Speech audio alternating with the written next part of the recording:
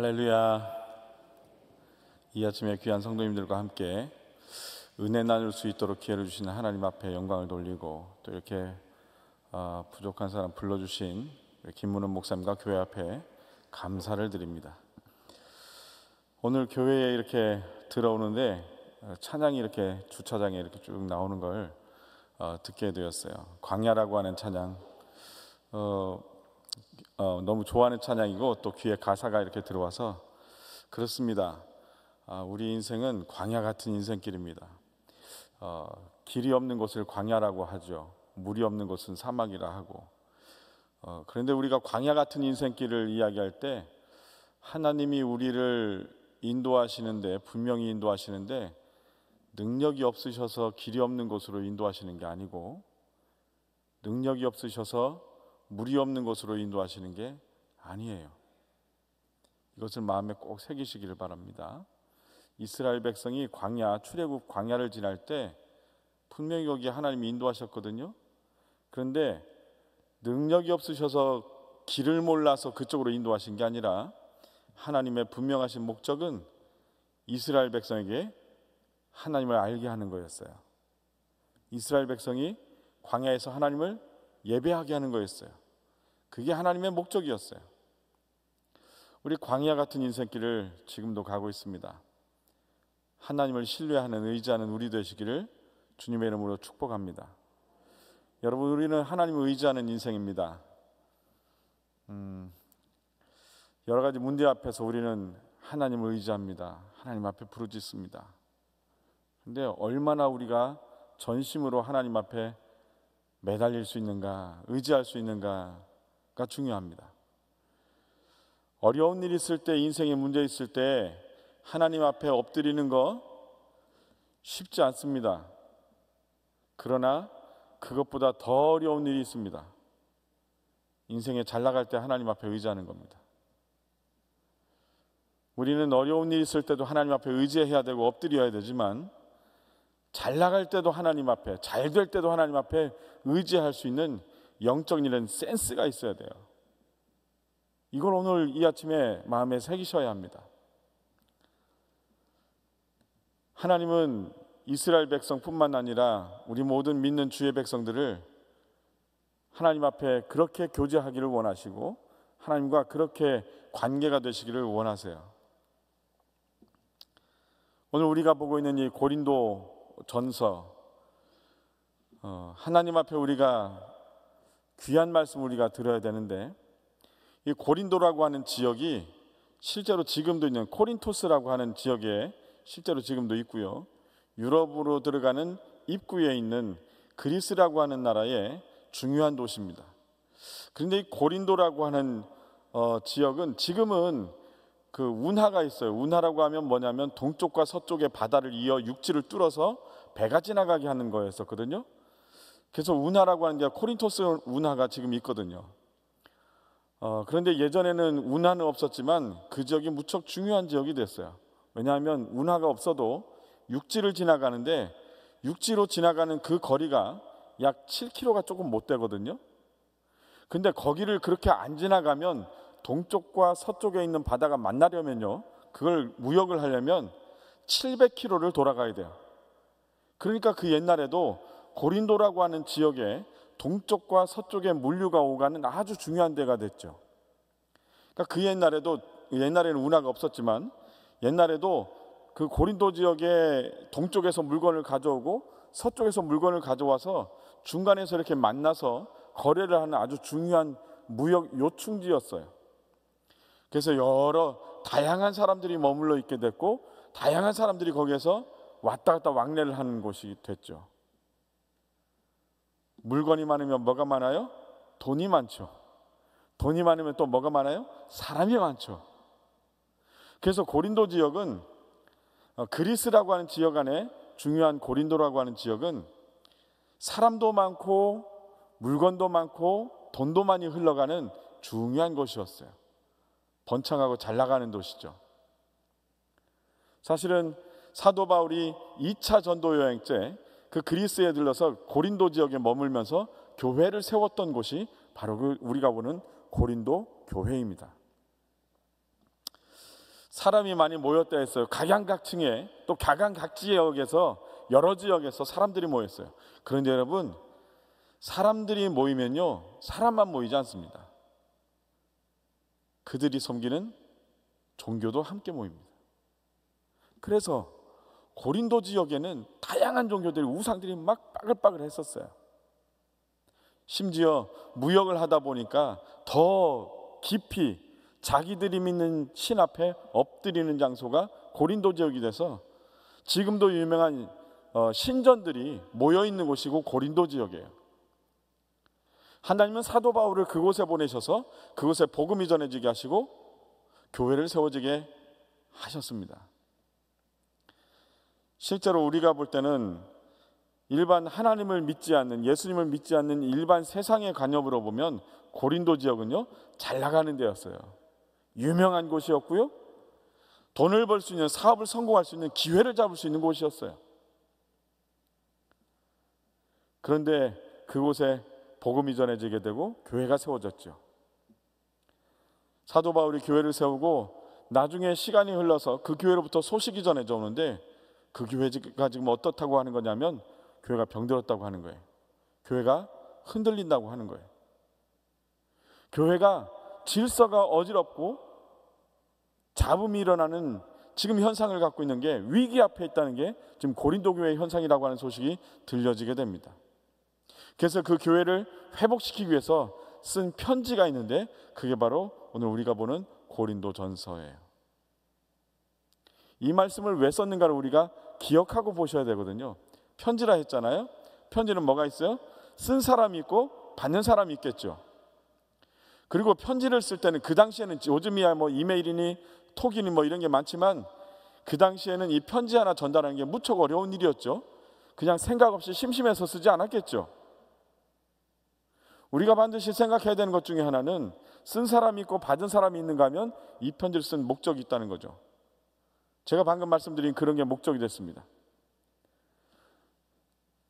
하나님이 사도 바울 자신을 통해서 교회를 세우게 하신 그 지역의 교회가 지금 위기 앞에 있고 흔들리고 있고 질서가 혼돈되어지는 그런 가운데 있다는 거죠. 고린도전서는 안 믿는 이방인들을 향해서 쓴 게 아닙니다. 고린도 교회에 섬기는 성도들을 향해서 쓴 편지입니다. 성도들이 지금 어떤 상태인가요? 혼돈되고 어지럽고 질서가 없고 여러 가지 어려운 일로, 개념도 어려운 일로 위기 앞에 있는 거죠.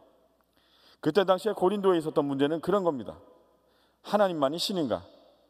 우상 숭배하는 문제, 제단의 문제, 또 성적인 타락 문제, 교회 율법 문제, 이런 문제들이 사실은 한마디로 말하면 총체적인 문제를 갖고 있는 게 고린도 교회였었어요.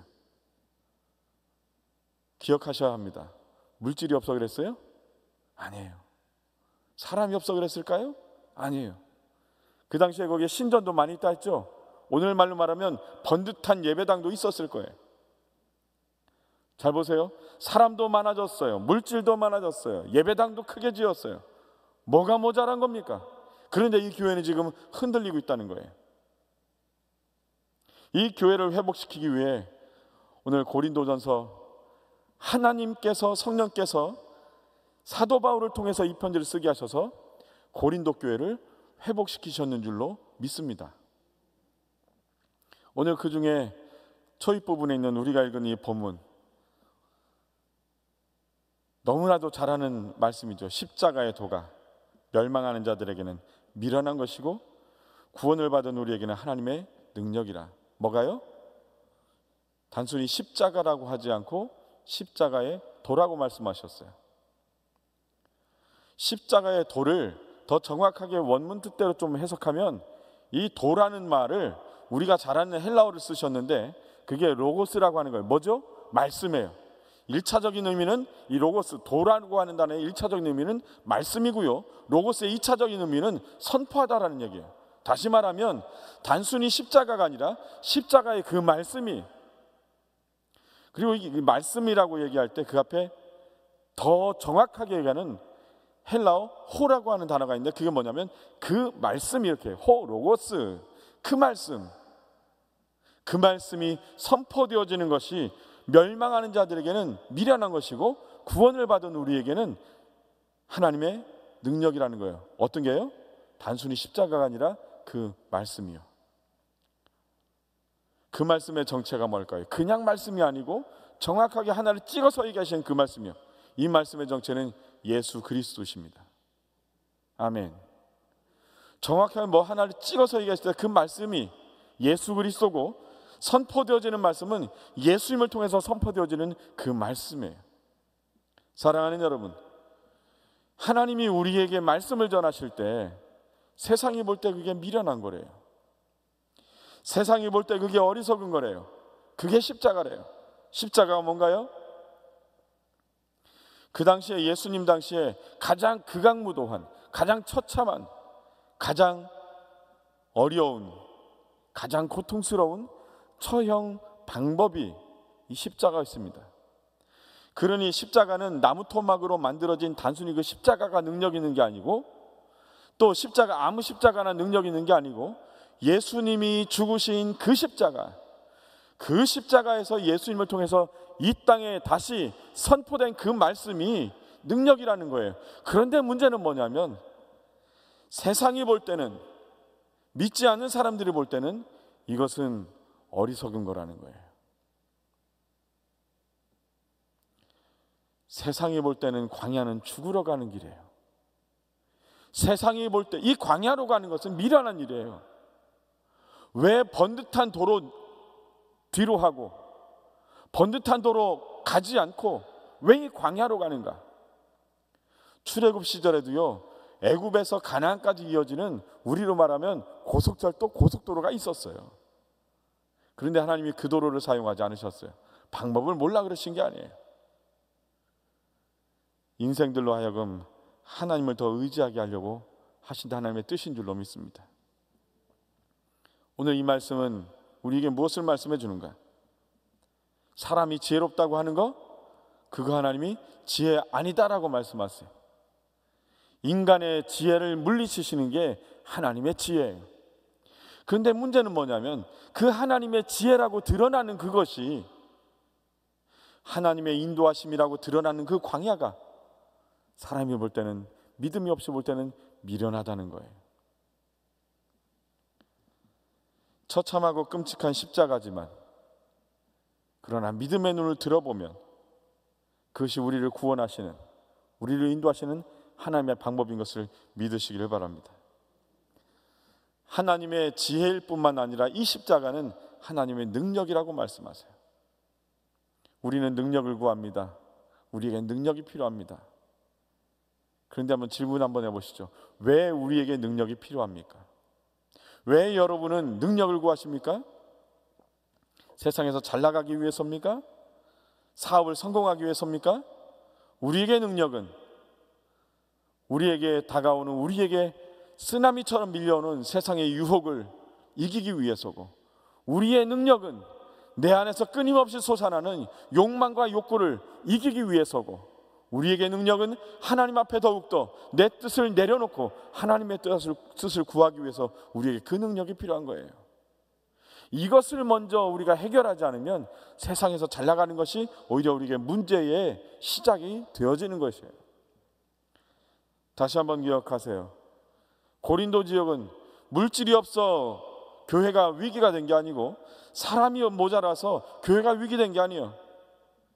교회가 세워지는 것은 주의 말씀, 십자가에서 선포되는 그 말씀으로 인해서 교회는 세워지는 겁니다. 우리가 성경에서 한 가지 더 기억해야 될 것은요, 교회라고 얘기할 때 크게 이 땅에 있는 교회는 두 가지가 있어요. 공동체로서의 교회가 있고 우리 개인으로서의 교회가 있습니다. 교회는 건물이 아니고 부름받은 주님의 백성들이고요, 부름받은 저와 여러분인 줄로 믿습니다. 주님의 몸된 교회 되신 여러분, 주님이 우리를 왜 지금도 광야로 인도하실까요? 주님은 우리를 왜 지금 이 자리까지 인도하셨을까요? 주님의 몸된 교회 되신 여러분, 우리가 교회로서의 삶을 살아가도 우리 안에 얼마든지 문제가 있을 수 있고 위기가 올 수 있습니다. 또 물질이 많고 사업이 번창하고 내 주위가 부흥이 돼도 우리는 위기에 빠질 수가 있어요. 오늘 여기서 가르쳐 주는 게 바로 그거예요. 교회에 문제가 있고 번영된 교회에 사람도 많은데 물질도 많은데 분명히 문제가 있을 수 있다는 거예요. 하나님 오늘 사도 바울을 통해서 우리에게 말씀해 주시는 거예요. 그 문제를 회복시키는 것은 물질도 아니고 사람도 아니고 지혜도 아니고 십자가인 줄로 믿습니다. 유대인들은 표적을 구했다 합니다. 헬라인들은 지식을 구했다 합니다. 헬라 철학 때문이죠. 그러나 오늘 우리는 능력 되신 그 십자가에서 선포되는 그 말씀을 구하는 우리가 되시기를 주의 이름으로 축복합니다. 그 말씀이 우리 안에 선포되고 그 말씀이 우리 안에서 매일매일 솟아날 때 고린도 교회를 회복시키신 그 말씀이 우리 인생을 회복시키시고 주님의 은혜의 자리로 인도하실 줄 믿습니다. 그런 은혜가 오늘 우리의 삶에 늘 함께 하시는 저와 여러분들이 되시기를 주의 이름으로 축복합니다. 기도합니다. 하나님 아버지, 오늘도 은혜를 감사합니다. 매일매일 우리를 새롭게 하시고 부어주신 하나님의 은혜를 감사합니다. 주님의 은혜를 더욱더 사모하는 우리 되게 하여 주시옵시고 주님의 말씀을 붙드는 우리가 주님의 증거가 되게 하여 주시옵소서. 오늘도 주님 전에 정성을 모아 드린 물질들이 있습니다. 주님이여 그 물질 주님께서 받아 쓰시고 주님이 붙잡아 쓰시는 곳마다 열매 맺게 하시고 영광 돌리게 하옵시며 올려진 건 물질만 아니라 올려진 기도의 제목들도 하나님 앞에 분명히 쓰임받아서 영광 돌리고 열매 맺는 귀한 인생들 되게 하여 주시옵소서. 이제는 우리 주 예수 그리스도의 은혜와 하나님 우리 아버지의 놀라우신 사랑하심과 성령 하나님의 내주교통 충만케 하시는 역사하심, 주님 앞에 엎드려 주님 앞에 더욱더 주님의 뜻을 더욱더 깊이 구하는 주의 백성들 머리머리 위에 학업가정 일터 위에 지금부터 영원토록 함께 있을지어다. 우리 주여 한번 부르시고 기도합니다.